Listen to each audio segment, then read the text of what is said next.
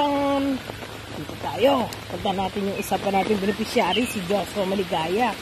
Magtatanong tayo dito sa bahay. Tao po! Tao po! Tao po! Tao po! Tao po!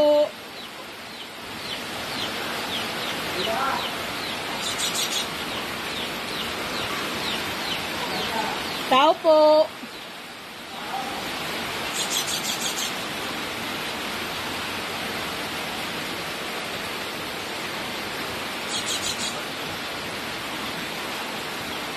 Tao po!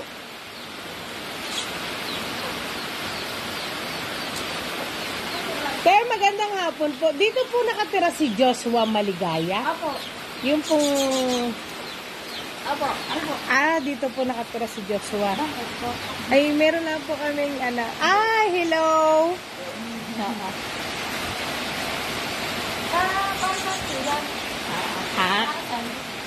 Sa ano po, mayroon lang kami pong ibibigay para kay Joshua. Ano pa? Sandali lang. Hello. Joshua, ang Love Laurelian OFW volunteers ay may padala sa iyo. Isa ka sa napili namin na bigyan ng munting handog sa buwan na ito. May padala silang groceries. Yun na lang ate. At saka bigas. Ilang taon ka na? 19. Oo. Masayahin si Joshua. Kayo po ang ate niya. Sino po kasama niyo rito? Ate na po, dalawang itong ate. Ang nanay po, tatay niya. Ang papa niya po ay dito sa namitrabaho. Ang papa po, tapos ang mama niya po ay nasa Dunay. Oo. Ilan kayo magkakapatid? Tatla. Si Joshua ang bunso. Tapos siya lang ang lalaki. Kaya pogi. Ang pogi. May girlfriend ka na, Tuta? Wala, hindi ka nag-girlfriend. Ha? Pero nakakalabas naman siya. Ako. Naulan lang po, ay pinasok ko rin sa ang bulan na. Kaya nga. Inborn siya na ganyan. Inborn. Ano yan, polio daw or ano? Ha? 7 months ka lang. Tapos yun na naging side effects ng ano na 7 months. Meron pa lang gano'n? Premature. Oo. Okay.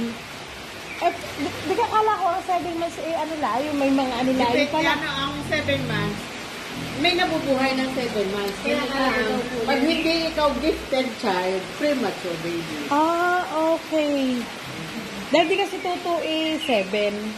Kaya nga lang siya, hindi ko alam kung kailangan.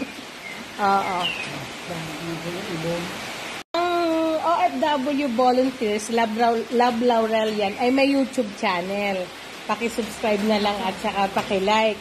Ngayon, every month, nagkakaroon sila ng contribution para makapagbigay handog every month do sa mga napipili namin mga beneficiaries ng aming asosasyon. Kaya isa ka sa aming napili dito sa Santa Maria.